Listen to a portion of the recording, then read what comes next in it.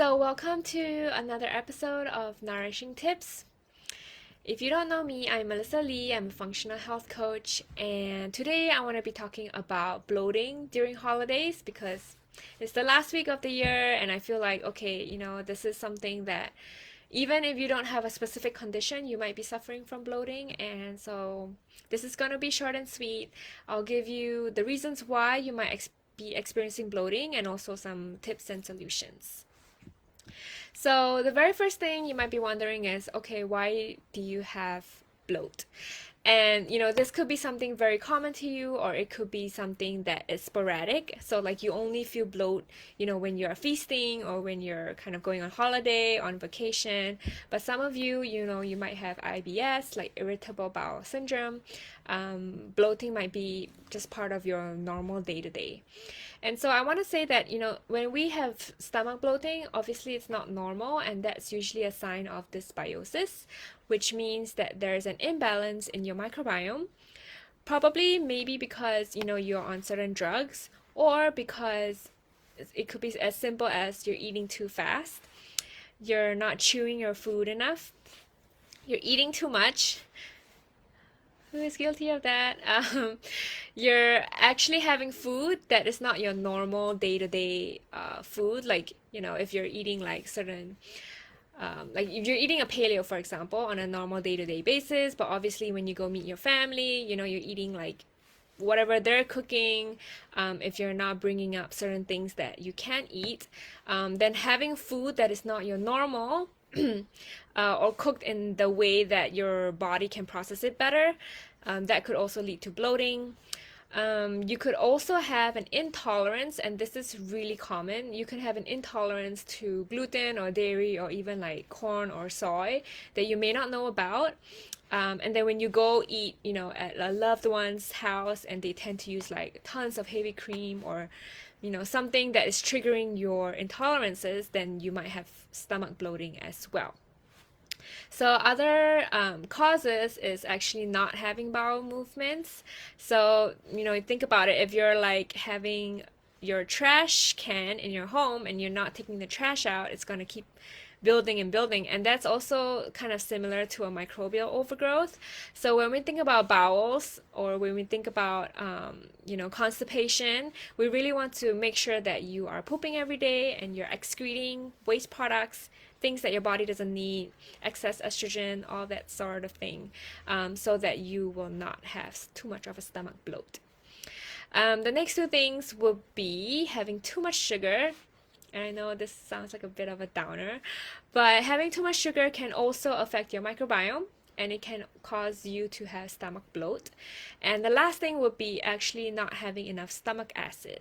So when we're eating, our carbs get digested first by the saliva in our mouth, and then the next thing to get digested would be protein in your stomach. And so some of us may not have enough stomach acid because we're on like proton pump inhibitor drugs, we have acid reflux, so we go on those drugs, or we're taking like painkillers or antibiotics, we're not chewing enough. What else? Yeah, so those are like some of the main things why you don't have enough stomach acid. And when you don't have enough stomach acid, chances are you might get bloated too, because you're just basically suffering from maldigestion. And that's not really a good thing, because if you don't digest well, then chances are you're probably not absorbing the nutrients that you need later on in your small intestine. So those are the causes of bloating. If any of them kind of resonate with you, let me know. I would love to know. And also, are there any ones that you're curious about? So let's move on to tips and tricks. So based on all the causes of bloating, then we just kind of address that by, first of all, having some preventative measures. So I talked about eating too much, eating till you're way too full. So one thing to note is that when you're eating, we release a hormone that tells us that we're full only about 20 minutes later. So if you want to, walk away from your dinner table or your lunch table and not feel so overfilled and kind of feeling sick, you want to eat only till you're 80% full. So when you're 80% full, then chances are 20 minutes later, you will not walk away with a big stomach bloat and you'll not feel so sick and even like nauseated. The second thing is to avoid any foods which you are intolerant to. So just now I talked about, okay, maybe you might be intolerant to gluten or dairy, but you don't really know. And, your family is like cooking something. And of course, everyone's partaking in this meal, so you don't want to like kind of, be out of the loop. Just be cautious about that, because know your limit, right? Like, know how much you can actually take before your stomach really gets upset. So the best is to avoid any foods which you are intolerant to, even if it's really tempting.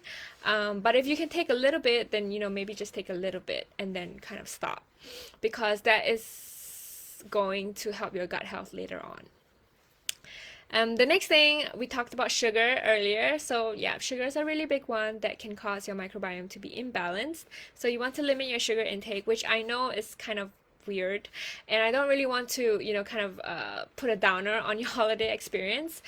Just be mindful, whenever you're eating sweets during the holidays, know that you have some kind of measures later on the rest of the week to follow up on that. Make sure you're sleeping well, you're moving, you're also hydrating, that sort of thing.